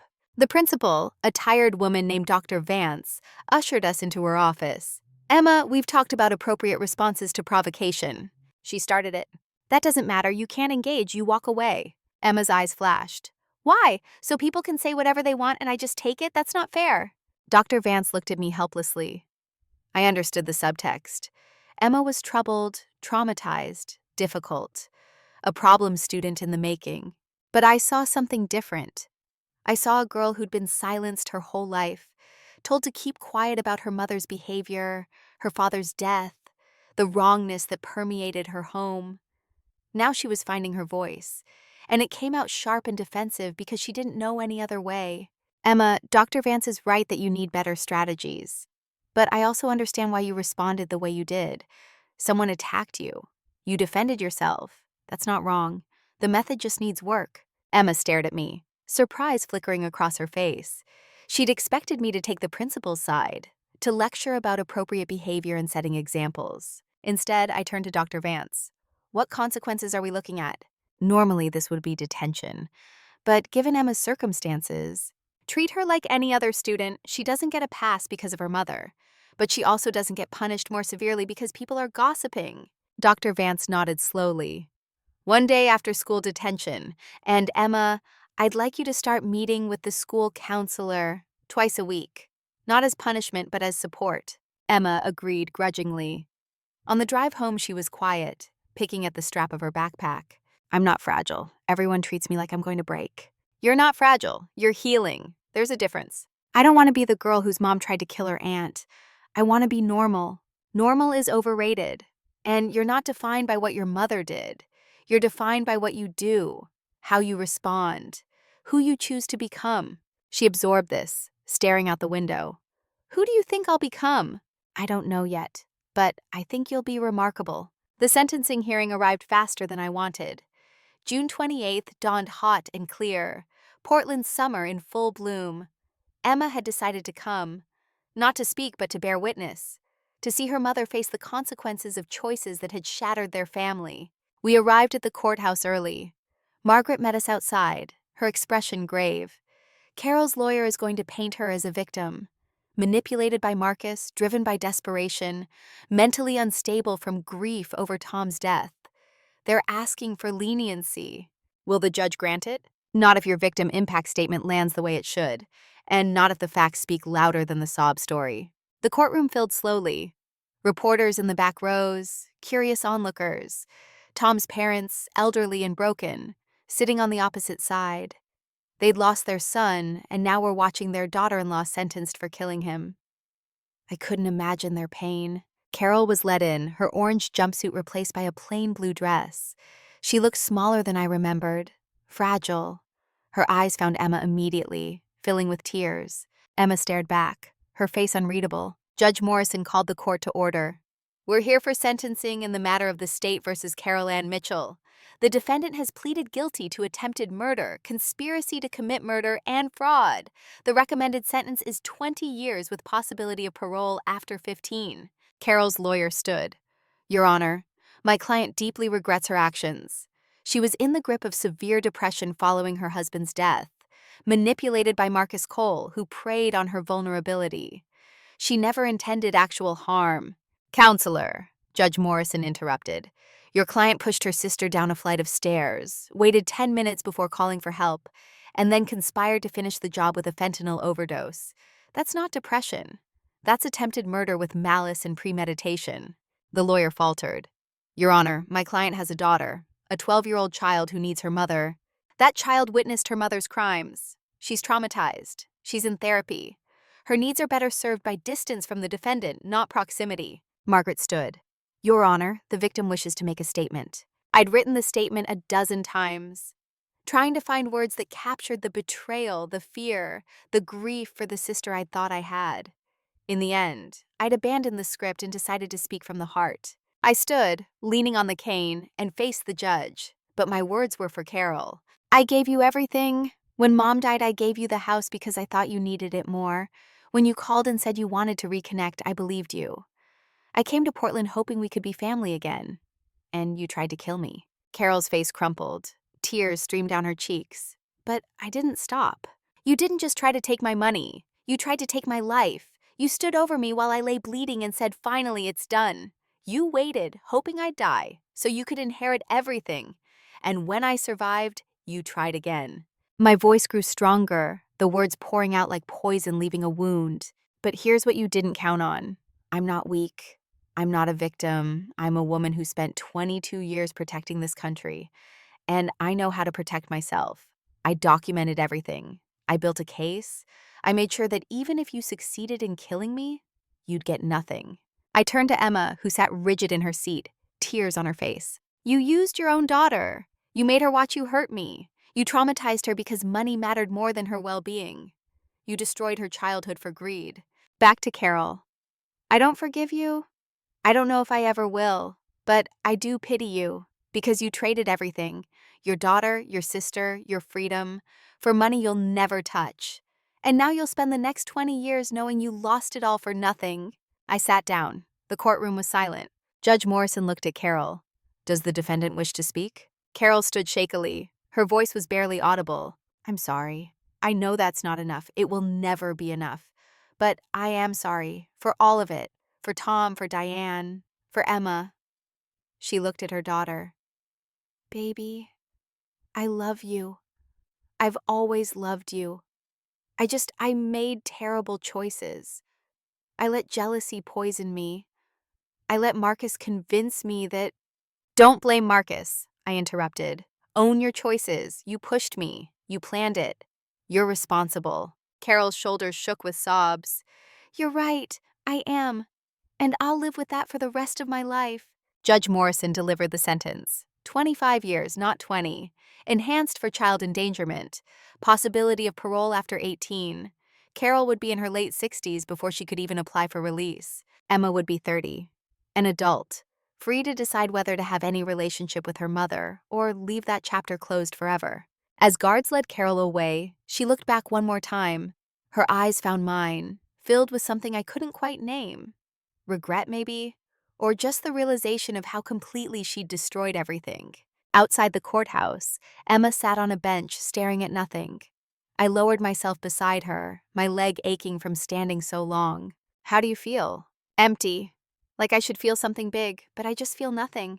That's okay. The feelings will come later. Right now your brain is protecting you. Do you think she meant it, the apology? I think she wishes she hadn't done it. Whether that's the same as being truly sorry, I don't know. Emma leaned against me. I don't want to visit her. Not now. Maybe not ever. Then you don't have to. But what if she dies in prison? What if I never see her again and I regret it? Then you'll regret it. But that's better than forcing yourself to maintain a relationship that hurts you.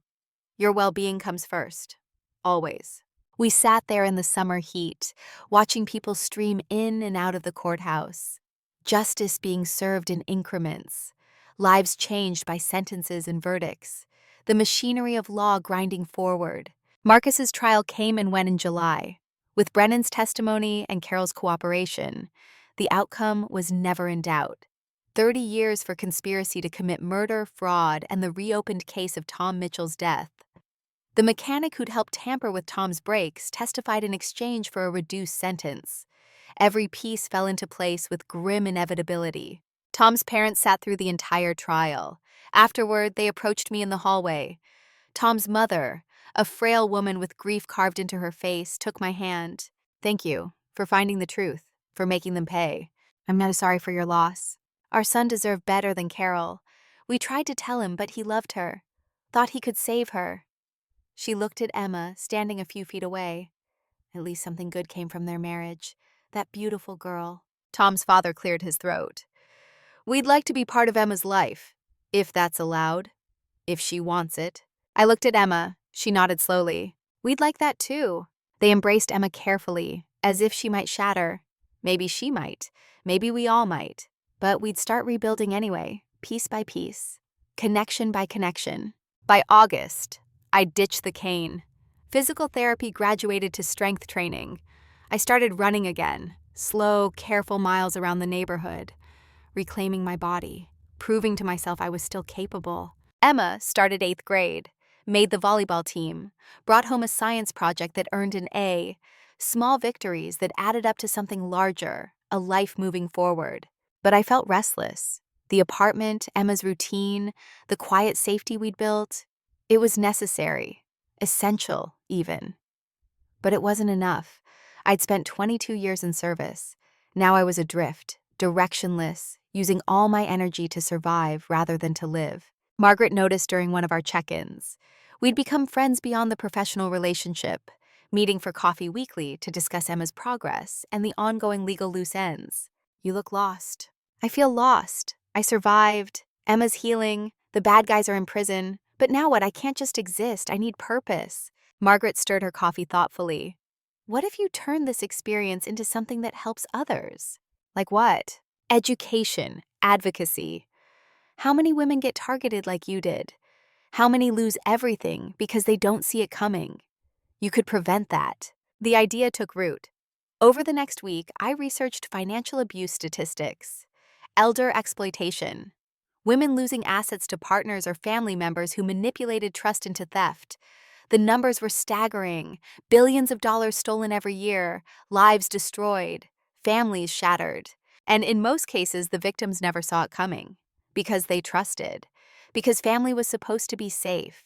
Because they never imagined their own sister or child or spouse would value money over love. I knew that feeling intimately. By September, I'd filed paperwork for a nonprofit, Women's Financial Shield, a resource for women over 40 facing financial coercion, abuse, or exploitation. Free legal consultations, educational workshops, support groups. Everything I'd wished existed when Carol first started circling. Margaret agreed to serve on the board. Linda Chen volunteered to help with outreach. Detective Brooks connected me with victim services organizations. Jake handled security systems for women in immediate danger. Emma helped design the website. Her art teacher assisted with branding. It became a family project, something we built together from the ashes of what we'd lost. The organization launched in October with a small event at a community center. 20 women showed up. They shared stories that echoed mine. Partners who controlled bank accounts, siblings who pressured them into signing documents, children who saw inheritance as entitlement rather than gift. One woman, Teresa, 72, stood and described how her son had convinced her to add his name to her house deed. Within 6 months, he'd refinanced, pocketed the equity, and she was facing foreclosure. She'd believed him when he said it was for tax purposes, for estate planning, for her protection. "I was so stupid," she whispered. "You weren't stupid," I told her. "You were trusting. That's not a flaw. It's human. The flaw was in him." The room fell quiet. Then another woman spoke, and another, stories pouring out like water from a broken dam. Years of silence and shame giving way to recognition that they weren't alone. At the end of the evening, 5 women signed up for legal consultations. 3 joined the support group. It wasn't much, but it was a start. Emma watched from the back of the room, taking notes for a school project on social justice. Afterward, she helped stack chairs and collect name tags. You were good up there, confident. I've had practice, briefing officers, running trainings. This isn't that different. It's different because you're helping people like us, people who got hurt by family. That's the point. So fewer people have to go through what we did. She nodded, then said quietly, I'm proud of you, Aunt Diane. The words hit harder than I expected. I pulled her into a hug, feeling tears prick my eyes. I'm proud of you too, kiddo. By November, Women's Financial Shield had helped 15 women, filed protective orders, connected them with pro bono lawyers. One woman, Angela, whose daughter had drained her retirement account, got her money back through civil court and had her daughter arrested for fraud. You saved my life, Angela told me. I was ready to give up, to just accept it. You showed me I didn't have to. That was the moment I realized this was my purpose. Not just surviving, not just healing, but using what I'd learned to protect others. To take the worst thing that had happened to me and transform it into something that prevented the worst from happening to someone else. Margaret mentioned the organization to a local news station.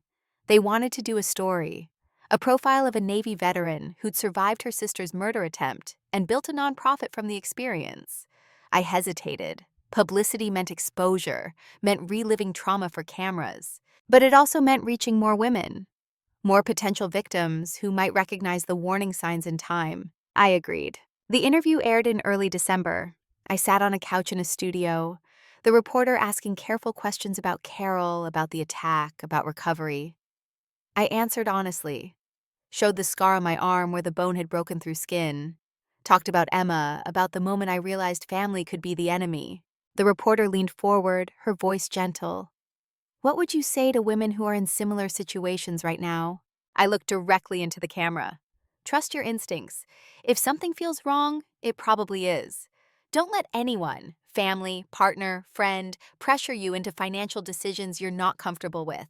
Get everything in writing. Keep your own accounts. Build a support system outside of family.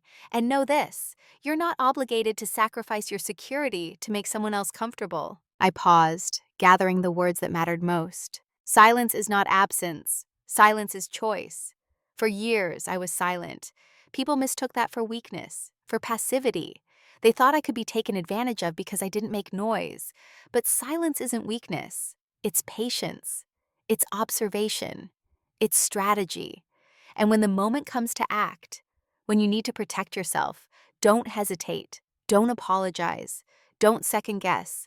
You're worth protecting. Your life has value beyond what anyone else thinks you're worth.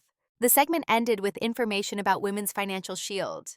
Website, phone number, resources. Within hours, the site crashed from traffic. By the next morning, we had 200 new inquiries. Women all over the country reaching out, sharing stories, asking for help. I hired staff, expanded the board, applied for grants. What had started as a small local resource grew into something bigger than I'd imagined. Something that mattered. Emma watched the news segment 3 times. She sat on the couch, laptop balanced on her knees, studying my face on the screen. You look different when you talk about this. Stronger. I feel stronger. Not because of what happened, but because of what I chose to do with it. Is that what healing looks like? Turning bad things into good things? I think healing looks different for everyone. For me, it means making sure the pain had purpose. That Carol's betrayal didn't just destroy, it also created, built, protected. Emma closed the laptop. I want to do that too. Not now, but someday. Take what Mom did and make it mean something. You will. You're already starting. She looked at me, her eyes bright with tears she refused to let fall. Do you think she knows, Mom, about what you're doing? Maybe. I don't know if they get news in prison. Do you care if she knows? I thought about it. Did I care if Carol saw what I'd built? If she understood that her attempt to destroy me had instead given me purpose? If she felt remorse or pride or just regret for everything she'd thrown away? No, I said finally. This isn't about her. It's about everyone who comes after. Every woman who won't have to go through what I did, because someone was there to warn her, to help her, to show her she's not alone. Emma smiled. Good, because she doesn't deserve to be part of this. This is yours. December brought closure I hadn't expected. A letter arrived from Carol. Prison mail, heavily screened, pages filled with her slanted handwriting. I almost threw it away unopened, but curiosity won. Dear Diane, I saw the news story. I'm not supposed to have access to current events, but another inmate's family sent an article. I read about Women's Financial Shield, about what you're building. I don't expect you to believe this, but I'm glad. Glad you found something good in all of this. Glad my mistakes at least led to something that helps people. I know I don't have the right to ask, but I think about Emma every day. I hope she's happy. I hope she's healing. I hope she finds a way to forgive me, even if you can't. I was jealous of you for so long. Since we were kids, Mom loved you more. You were braver, smarter, stronger. Everything came easy to you while I struggled. When Tom died, I blamed everyone except myself. When Marcus offered a solution, a way to finally get what I thought I deserved, I took it without thinking about the cost. But the cost was everything. My daughter, my sister, my freedom, my soul, maybe. I don't know if people can come back from the things I've done. I don't know if redemption is possible for someone like me. But I'm trying. Therapy, groups, education. I'm trying to understand why I became someone capable of pushing my own sister down the stairs. I'm sorry. I know I've said it before. I'll say it again. I'm sorry for all of it. For Tom, for you, for Emma, for every choice that brought us here. I don't expect a response. I don't deserve one. But I needed you to know. Carol. I read the letter twice. Felt the familiar anger, the grief, the exhaustion of reliving it all. Then I pulled out paper and wrote back. Carol, I got your letter. I believe you're sorry. I even believe you're trying to change. But I need you to understand something. Your apology doesn't fix what you broke. It doesn't undo Tom's death or my trauma or Emma's childhood. It doesn't give back what you stole, not money, but trust, safety, the belief that family means protection. I've spent months trying to figure out if I can forgive you. The answer is, I don't know. Maybe someday, maybe never. Right now, I'm focused on healing, on Emma, on building something good from the ashes of what you burned down. You asked about Emma. She's thriving, she's smart, creative, resilient. She's becoming someone remarkable, and she's doing it without you. That's not punishment, it's protection. She needs space to heal, to become whoever she's meant to be without the weight of your choices crushing her.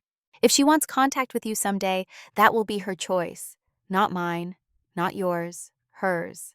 As for forgiveness, I'm not there yet. But I'm not consumed by hatred either. You're just someone who made terrible decisions and is paying the price. I've moved beyond you, beyond revenge, beyond anger. I'm living my life, building something meaningful, protecting women who are where I was a year ago. And I'm doing it without thinking about you every day, without defining myself by what you did. That's my victory, not that you're in prison, that I'm free. Diane, I sealed the envelope, addressed it to the prison, but I didn't mail it right away. Instead, I put it on the counter and left it there. A choice waiting to be made. Emma found it the next morning, picked it up, read the address, set it down carefully. Are you going to send it? I don't know. What do you think I should do? She considered, her face serious.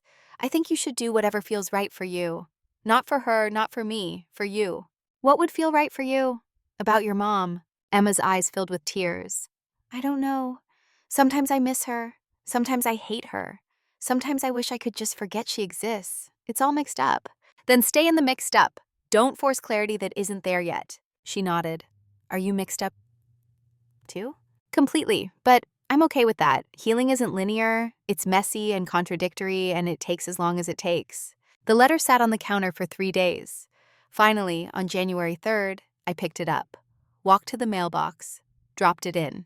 Not because Carol deserved a response, but because I deserved to say what I needed to say, to draw the line, to state clearly where I stood and where Carol no longer had power. That was closure, not forgiveness, not reconciliation. Just the end of one chapter and the beginning of another. January brought the parental rights termination hearing. Margaret had spent months building the case. Carol's conviction, Emma's testimony, psychological evaluations showing the damage Carol had inflicted. The evidence was overwhelming. Emma didn't attend. She'd said everything she needed to say already. Instead, she spent the day with Tom's parents, baking cookies and learning about the father she barely remembered. They showed her photos, told her stories, gave her pieces of a past Carol had tried to erase. The hearing lasted 4 hours. Carol appeared via video from prison, her lawyer arguing she deserved a chance at redemption, that cutting off parental rights was too severe. But Judge Morrison had seen the evidence, heard Emma's recorded testimony, understood that some damage couldn't be undone. The court finds clear and convincing evidence that maintaining the parent-child relationship would be detrimental to the child's well-being. Parental rights are hereby terminated. Ms. Mitchell, you will have no legal standing with regard to Emma Mitchell's care, custody, or upbringing. This decision is final. Carol's face on the screen crumpled, but the connection cut before she could speak. I called Emma from the courthouse. "It's done! You're legally mine now." Her voice was small, uncertain. "Forever? If you want, we can make it official. Adoption. You'd be Emma Mitchell Hayes if you want to keep your dad's name. Or just Emma Mitchell, whatever feels right. Can I think about it?" "Take all the time you need." By spring, Women's Financial Shield had expanded to 3 cities. We'd helped over 100 women, prevented losses totaling nearly $2 million, caught 5 separate exploitation schemes before they could devastate more families. One case stood out. Maria Gonzalez, 63, whose son-in-law had convinced her to invest her retirement savings in a guaranteed business opportunity. The business was fake, the money was gone, but we traced it through offshore accounts, worked with the FBI, and recovered 80%. Her son-in-law was arrested for wire fraud. "You gave me my life back," Maria told me at a support group meeting. "I thought I'd die in poverty. Now I have a future." These stories became my fuel. Every woman we helped felt like redemption. Not just for me, but for every victim who'd suffered in silence, because they didn't know help existed. Emma turned 13 in February. We celebrated with her new friends, with Tom's parents, with the community we'd built. Cake and presents and laughter that felt genuine, unforced. That night, after everyone left, Emma asked if she could read what I'd written to her mother. "I found the draft in your desk. I wasn't snooping, I was looking for printer paper, but I saw it." I hesitated, then nodded. "You can read it." She read silently, her expression shifting as she moved through the words. When she finished, she looked up. "You said you're free. Are you? Really?" "Most days. Some days I still have nightmares. Still check locks obsessively. Still feel my chest tighten when I hear footsteps behind me. Trauma doesn't just evaporate, but it's not defining me anymore. It's just part of my story, not the whole thing." "Do you think I'll ever be free from it?" "I think you already are. You're building a life, making friends, creating art. You're not stuck in what happened. You're moving forward." She smiled, tears sliding down her cheeks. "I want to write to Mom. Not now, but someday. To tell her I'm okay, that she didn't break me." "When you're ready, you can do that. And if I'm never ready, then that's okay too. There's no rulebook for this. You get to decide what healing looks like for you." She hugged me tight. "Thank you for choosing me, for saving me, for showing me what family is supposed to be. Thank you for letting me." We stood there in the dim kitchen, 2 people bound not by blood, but by shared survival and deliberate choice. Family constructed from necessity, but sustained by love. In March, I got a call from Detective Brooks. Marcus had been attacked in prison. Another inmate, someone with connections to one of his ex-wives. He'd survived, but was in critical condition. "I thought you'd want to know." "Why would I want to know?" "Because it means the people he hurt aren't just sitting back and accepting it. Someone fought back." I thought about that. About the satisfaction of watching your abuser suffer. About whether that satisfaction was justice or just revenge in a different form. "I hope he survives," I said finally. "Really?" "Really. I don't want him to escape his sentence by dying. I want him to serve every single year, to sit in a cell and think about what he lost. That's better than death." Brooks was quiet for a moment. "You've changed. When this started, you wanted blood." "I wanted safety. I thought that required blood. But it turned out it just required competence, strategy, using the system the way it's designed."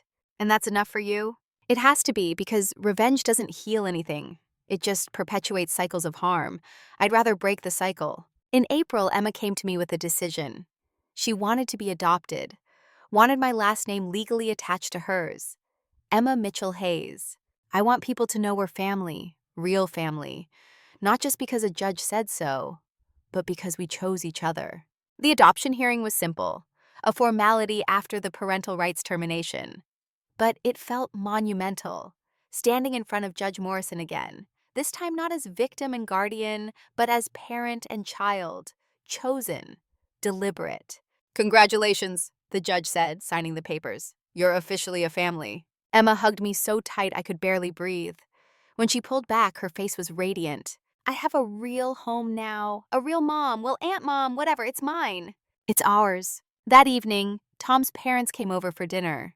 They brought a photo album, Tom's childhood, his teenage years, his wedding to Carol before everything went wrong. Emma pored over every page, tracing her finger over her father's face. "He looks happy here. Before." Tom's mother nodded. "He was. He loved you so much, Emma. Even when things got hard with your mother, he never stopped loving you. I wish I remembered him better." "We'll help you remember. We'll tell you all the stories, the good ones, the ones that show you who your father really was." Emma looked at me. "Is that okay? If I remember him? Even though, Mom, of course it's okay. He was your father. He loved you.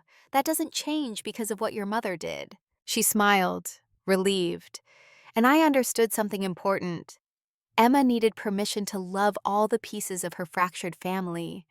The father who died, the aunt who'd become her mother, the grandparents who'd lost their son but gained a granddaughter. She needed to know she could hold all of it without betraying anyone. Summer came. Emma finished 8th grade with honors. Women's Financial Shield received a grant from a national foundation, enough to expand to 6 more cities, to hire a full-time staff, to reach women we'd never have found otherwise. One afternoon, I spoke at a conference on elder financial abuse. 500 people in the audience, lawyers, social workers, law enforcement, advocates. I told my story, showed the security footage of Carol pushing me down the stairs, explained how I'd built a case, protected my assets, survived. When I finished, the room erupted in applause, but one woman in the back stood, her hand raised. My question is simple. How do you forgive? How do you move past that level of betrayal? I considered the question carefully. I'm not sure I have forgiven, not in the traditional sense. I don't wish Carol well. I don't hope for her redemption. But I've stopped letting her control my narrative. I've stopped defining myself by what she did to me.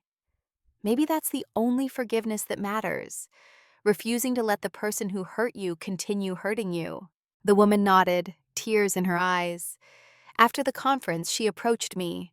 Her sister had stolen her identity, destroyed her credit, left her homeless. She'd spent years in court, years rebuilding. But the anger still consumed her. How do I let it go? You don't. You transform it. You take that anger and use it as fuel to protect others, to build something that prevents the next person from going through what you did. Anger isn't the enemy. Staying stuck in anger is. She left with a brochure for Financial Shield. 2 weeks later, she called. She wanted to start a chapter in Phoenix. She'd found her purpose. That's when I realized Carol hadn't just tried to destroy me. She'd accidentally created an army. Every woman I helped became someone who could help others. Every story shared became a warning that saved someone else. The ripple effect spread wider than I could measure. By June, we'd helped 200 women. By August, 300. The numbers grew. But what mattered more were the individual stories. The grandmother who got her house back. The widow who stopped her stepchildren from contesting the will. The woman who recognized the warning signs before her daughter's boyfriend could isolate her financially. Each one was a life saved, a future protected, a cycle broken. Emma started high school in September, made the volleyball team, joined the art club, brought home report cards that made me proud. She was becoming herself, not defined by trauma, not limited by her past, but shaped by her choices. One night, she asked if she could talk to Carol on the phone. "Just once, I have things I need to say." I called Margaret. She arranged a supervised call through the prison system. I sat beside Emma as she picked up the phone, her hands shaking. "Mom?" Carol's voice came through tinny and distant. "Emma, baby, I've missed you so much." "I'm not calling to forgive you. I'm calling to tell you I'm okay, that Aunt Diane, that mom, took care of me, that I have a real family now, that you didn't break me." Silence on the line. Then Carol's voice, choked with tears. I'm so glad. I'm so sorry. I love you. I know you do, but love isn't enough. You chose money over me, over Dad, over everything. And I'm choosing to move forward without you. Emma, please. Goodbye, Mom. She hung up, sat there staring at the phone. Then she looked at me. I'm ready now. Ready to stop wondering. I know who she is. And I know who I am. And we're not the same. I pulled her close. No, you're not. On Christmas Eve, Emma and I drove to the coast. Cannon Beach, where we'd grown up, where Mom's house still stood, Carol's house technically, though it would eventually be sold to pay restitution.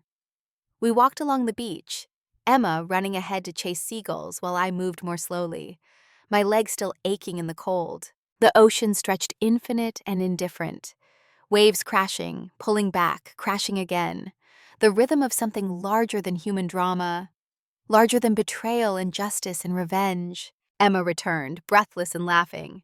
It's freezing, but I love it. Your mom and I used to come here as kids, build sandcastles, collect shells, fight over who found the best rocks. Were you close before everything? I thought we were. But looking back, I'm not sure. Maybe I wanted us to be close so badly that I invented a relationship that didn't really exist. That's sad. Yeah, but it's also freeing. I spent so long mourning the sister I'd lost. Now I realize I'm mourning someone who was never really there. We stood watching the waves. Emma slipped her hand into mine. I'm glad I have you. Not because of what happened, but just because you're you. Because you chose me when you didn't have to. I'll always choose you. That's what family is. Not blood, not obligation, choice. We stayed until the sunset, painting the sky in shades of orange and gold. Then we drove back to Portland, to the apartment that had become home, to the life we were building from nothing. On New Year's Eve, Women's Financial Shield hosted a gathering. 30 women, their stories all different but fundamentally the same. Betrayed by people they'd trusted. Exploited by people who should have protected them. One by one, they shared what they'd survived, what they'd learned, how they were healing. When it was my turn, I stood at the front of the room, looked at these women who'd given me purpose, who'd trusted me with their trauma, who'd let me transform my pain into something that served them. A year ago, I was in a hospital bed wondering if I'd survive. 6 months ago, I was in a courtroom watching my sister sentenced for trying to kill me. Today, I'm standing here with all of you, and I'm not just surviving, I'm thriving. I paused, making sure they heard what came next.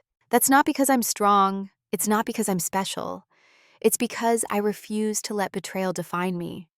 I refuse to let what Carol did become my entire story. Instead, I wrote a new chapter. And every woman in this room can do the same. I gestured to Emma, standing by the door. My niece taught me something important. She said healing means turning bad things into good things, taking what hurt you and using it to help others. That's what we're all doing here. That's what Financial Shield is about. The women nodded. Some wiped tears. Others smiled with the fierce determination of survivors who decided to keep surviving. So here's what I want you to know. Your value doesn't come from your bank account. It doesn't come from your relationships. It doesn't come from whether someone chooses to stay or leave or love or betray you. Your value is inherent. You're worth protecting because you exist. Period. I raised my glass of sparkling cider. To survival, to healing, to building lives that honor what we've overcome. The room erupted in cheers. Glasses clinked, women embraced, and in that moment, I understood what redemption actually looked like. Not Carol's half-hearted apology from prison. Not the sentences that put her and Marcus behind bars. Not even the money safely locked in trust, waiting for Emma's future. Redemption was this, a room full of women who'd been broken and were putting themselves back together. A community built from shared pain but sustained by shared hope. A purpose larger than revenge or justice or even healing. Later, as I drove Emma home through the rain-slick streets, she asked the question I'd been expecting. Do you ever wonder what would have happened if Carol had succeeded? If you died? Sometimes, but I try not to. What ifs don't help. But if you had died, none of this would exist. Financial Shield, these women you're helping, me living with you instead of in foster care. It's like your survival created all of this. Maybe, Or maybe someone else would have built something similar. Maybe this was always meant to exist, and I just happened to be the person in the right place at the right time. You don't believe in fate, do you? No, I believe in choices. Carol chose greed, I chose survival. And then I chose to do something with that survival. That's not fate, that's agency. Emma absorbed this, gazing out at the city lights reflected in rain puddles. I choose you. I choose this life. I choose to be okay. Then that's what you'll be, because you're the one writing your story now. Not your mother, not me, you. We pulled into the apartment complex. Home. The word felt real now, not just aspirational. This place, this life, this strange little family we'd constructed. It was ours, earned through pain but sustained by choice. Inside, I looked at the city lights beyond the windows. My phone buzzed with messages. Jake with updates, Margaret with filings, women thanking Financial Shield for helping them escape situations like mine. Carol had tried to take everything. My money, my life, my sense of safety. She'd failed. And in failing, she'd given me something more valuable than anything she'd tried to steal. She'd given me clarity, purpose, the determination to protect not just myself, but every woman who came after. Better to stand alone with dignity than to stand together in shame. But I wasn't standing alone. I had Emma. I had my chosen family. I had a community of survivors who trusted me to help them rebuild. And on that New Year's Eve, with Emma laughing in the next room and the future stretching open before us, I finally understood what it meant to be free.